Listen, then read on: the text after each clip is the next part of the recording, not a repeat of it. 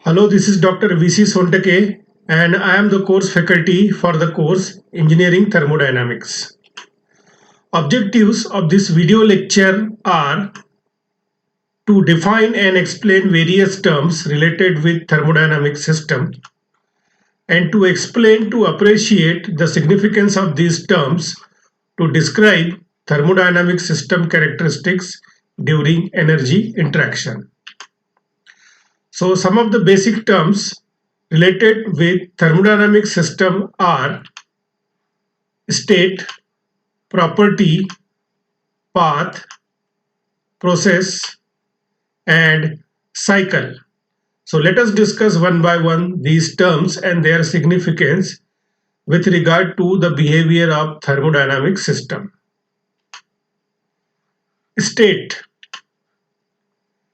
The state of a thermodynamic system at any state of time is its physical condition or configuration described or measured in sufficient detail by some of its observable characteristics called properties. So each unique condition of a system at a particular moment of time described by some measurable or observable characteristics called property is called a state. The state may be identified by certain recordable macroscopic properties like pressure, temperature, volume, and density, etc. For example, let us consider the system having some properties like mass 2 kg, temperature T1 20 degrees Celsius, and volume V1 1.5 meter cube. So this physical condition or configuration of the thermodynamic system at this instant of time is described by these properties, and the system is said to exist in a definite state. Let's say this state is defined by state 1. At another instant of time, the same system is there having mass 2 kg, but temperature has changed to 30 degrees Celsius and volume has changed to 2.5 meter cube. So the moment the properties are changed, the state of the system will also get changed and system will exist to a new state, let's say defined by state 2. Now state is represented by a dot or full circle or cross on property diagram. For example, on pressure volume diagram, the initial state of the system is represented by this dot and final state is represented by this dot. And when we connect these two dots, it represents a process which we are going to define in a subsequent slides. In the same way, I can define the states using the cross on property charts. Next one is property of thermodynamic system. Now, as I have discussed, every system has certain characteristics by which its physical condition or configuration or state is described. Such characteristics are called the properties of the system, such as mass, pressure, volume, temperature, and thermal conductivity, etc. Property of any system is macroscopic in nature, that is observable characteristics. Properties are measurable in terms of numbers, like they will have magnitude and unit. For example, if I write pressure 10 Pascal, 10 is its magnitude and Pascal is its unit. Same way, density 45 kg per meter cube, 45 is the magnitude and kg per meter cube is its unit. Property are also called state variables or thermodynamic coordinates of the system. With the help of the property, we can define or describe the state of any system on property charts. So they are basically thermodynamic coordinates of the state of any system on property charts. When all the properties of a system have definite values, the system is said to be existed in definite state. So for every definite state, the system will have definite values or set of properties. System having different properties will be said to exist in a different states. So even though there are two different systems, but if have their properties value same, they will said to exist in a same state. Or if the same system is having different properties at different instant of time, it will be said to exist in a different states. Similarly, two different systems having same properties said to exist in a same states. For example, in figure P.1, a system at two different states have been shown. At state 1, its properties are mass 2 kg, temperature 20 degrees Celsius, volume 1.5 meter cube. So it will exist, say, let state 1. At another instant of time, its mass is 2 kg, temperature is 30 degrees Celsius, and volume is 2.5 meter cube. So system is same, but its properties are changed. So its state will also be different, state 1 and state 2. Similarly, in figure 2.P.2, two different systems having same states. It is a piston cylinder arrangement containing nitrogen and oxygen. So these are two different thermodynamic systems, but at any instant of time, their mass is 1 kg, temperature is 12 degrees Celsius, and volume is 25 meter cube. So systems are different, but their properties are same. So these two systems will be at the same states. Their state will be same. So this way, the properties play a role in defining the state of a same system or of two different systems. Now, types of property.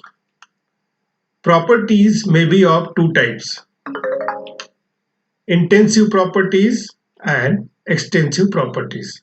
So let us discuss one by one what these properties are all about and what are their significance. Intensive properties. Intensive properties are those properties of the thermodynamic system which are independent of the mass of the system. That is, they do not depend upon the mass of the system. Even if the mass gets changed, the properties will remain constant.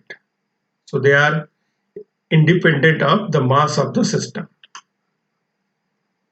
They are independent of the increase or decrease of the mass of the system. Example: pressure, temperature, density, thermal conductivity, viscosity, etc. These are the properties which do not change with respect to the mass of the system. So they are intensive properties. Extensive properties. Extensive properties of the system are those properties which are dependent on the mass of the system. They are in fact proportional to the mass of the system. More will be the mass, more will be the extensive property, and vice versa. If the mass of the system is increased or decreased, the values of the extensive property may also increased or decreased. Example: mass, volume, energy, enthalpy, entropy, and momentum. For example, the energy of a one person will be less, but energy of mob containing so many persons, that means mass is greater in case of mob, so its energy will also be greater. Similarly, the momentum of a 1 kg of system will be smaller. For example, momentum of a two-wheeler will be smaller, whereas momentum of a truck will be larger. So ability to cause damage by two-wheeler will be, four-wheeler will be, or truck will be more, because its momentum is more. And that momentum is more because of mass of the system. So that is why all these properties are extensive properties.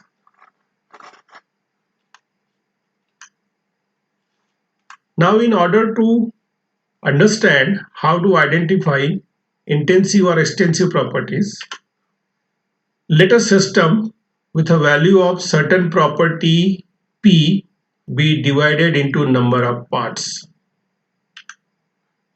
So let's say this is a thermodynamic system having property P and mass M. Now this system is divided into four number of smaller masses having their mass M1, M2, M3, M4. All the four masses are equally divided. And let's say properties of each these smaller masses are P1, P2, P3 and P4 respectively. So mass of this single system will be summation of masses of all these four divided systems, and all the four masses are equal with respect to each other. So let a system with value of a certain property P be divided into number of parts. If P1, P2, P3, P4, etc. denote the value of that property for various parts of the system. Now, how to identify whether this property P will be intensive property or extensive property? So, for this property P to be an intensive property, if P is equal to P1 is equal to P2 is equal to P3 is equal to P4, that is property of the system as a larger mass and properties of the system as divided masses are same, then property P will be intensive property. That is, it will be independent of mass. Now take the example. Let us take an iron bar of 100 kg, and let us say its density is 9800 kg per meter cube, or its thermal conductivity is, let's say, 150 watt per meter degree Celsius.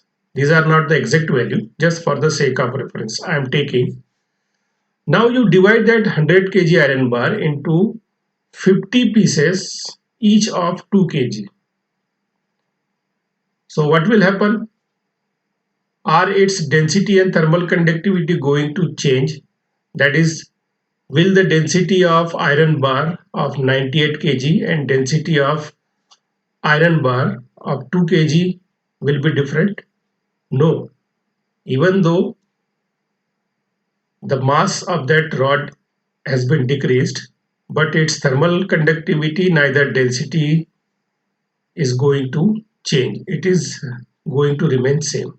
That is why density and thermal conductivity are intensive property. But for this property P to be an extensive property, if P is equal to summation of P1 plus P2 plus P3 plus P4, then this P will be extensive property, because the property of smaller mass is less, and when it is added up, the property of larger mass is increased. For example, the volume of 1 kg of iron bar will be small, but if you take the mass of 100 kg, its volume will also be more. So volume will be extensive property. And similarly energy, entropy, enthalpy, and so on and so forth. So this way I can identify whether property will be intensive or extensive. Now number three is specific extensive property. That is extensive properties per unit mass are intensive properties. Example, a specific volume. So volume is the extensive property, but a specific volume, that is volume divided by mass, will be intensive property. Similarly, energy is extensive property, but energy divided by mass, that is a specific energy, will be intensive property, that is independent of mass. Units of specific properties are per unit mass, that is per kg. So unit of specific volume will be meter cube per kg, and unit of specific energy will be kilojoule per kg. And specific extensive properties are represented by lowercase. For example, volume is the extensive property represented by uppercase letter. However, small v is the specific volume intensive property, and it is represented by lowercase letter. Like extensive properties, specific properties are also additive in nature. So identify these properties. Compressibility, adiabatic, it will be intensive property. Compressibility, isothermal, intensive property. Helmholtz free energy, extensive property. It is nothing but energy. Viscosity, intensive property, independent of mass. Thermal conductivity, intensive property. Thermal diffusivity, intensive property. Gibbs free energy, extensive property. Electrical potential, obviously it does not depend upon mass, intensive property. Heat capacity, these are extensive properties. More will be the mass, more will be the ability of the system to store heat. Chemical potential, intensive. So this way we can identify intensive and extensive properties. Next terms related with thermodynamic system are path and process. So let us first define path. Any operation in which one or more of the properties of a system changes is called a change of state. For example, let us consider this state, and thermodynamic properties at this state 1 are P1, V1 and T1. Let at any state of time the properties of this system are changed to P1, V2, T2. That is, pressure remains constant, volume and temperature changes. So since properties are changed, so state of the system will also change, and this change of this operation where properties are changing and causing state to change is called as change of state. So I can also say system has undergone change of state from state 1 to state 2. The succession of states passed through during a change of state is called the path of the change of state. So here the system has undergone change of state, and it has succeeded this way. So this succession of change of state is called as path. So this will be path of the change of state. Now process. When the path is completely specified, the change of state is called a process. In this example, system has undergone change of state from 1 to 2 by undergoing change of properties. But here, what is specified clearly, when the system undergoes change of state, its pressure remains constant at initial and final state. So the change of state is taking place such that during this change of state, pressure remains constant. So this change of state will called as process 1 to 2. For example, change of states may be called as constant pressure process, constant volume process, constant entropy process, likewise. So for example, here the piston cylinder containing gas is there. Let's say it was at initial state 1, represented by properties P1, V1, T1. Now its properties are changed to P1, V2, T2 such that pressure remains constant.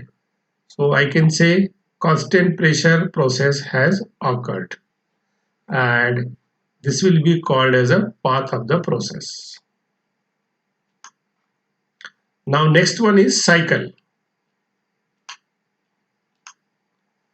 A thermodynamic cycle is defined as a series of state changes such that the final state is identical with initial state.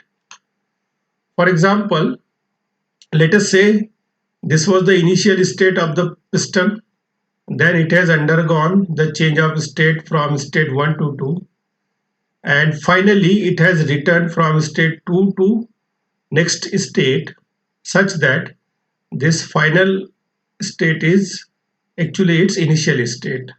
So I can say system has executed a cycle. For example, let us say system is at state 1 and this state is described by some properties, for example P1, V1, T1, pressure, volume, temperature. Now it has undergone change of state from 1 to 2 by changing its property. So 1 to 2 will be change of state, and if this path is completely specified, for example, let's say during this change of state, temperature remains constant, so it will be constant temperature process.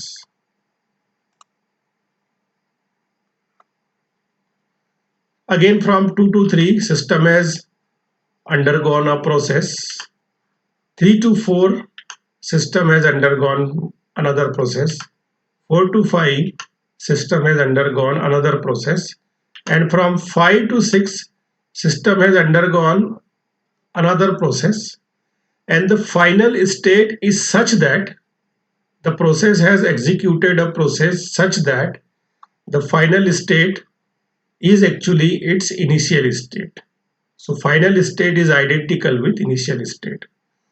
So here I can say by undergoing different processes or by executing different processes like 1 to 2, 2 to 3, 3 to 4, 4 to 5 and 5 to 6 is equal to 1.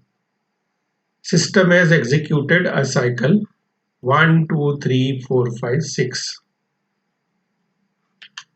In the similar way, system is executing a cycle by undergoing process 1 to 2, 2 to 3, 3 to 1. So 1, 2, 3, 1 will be cycle.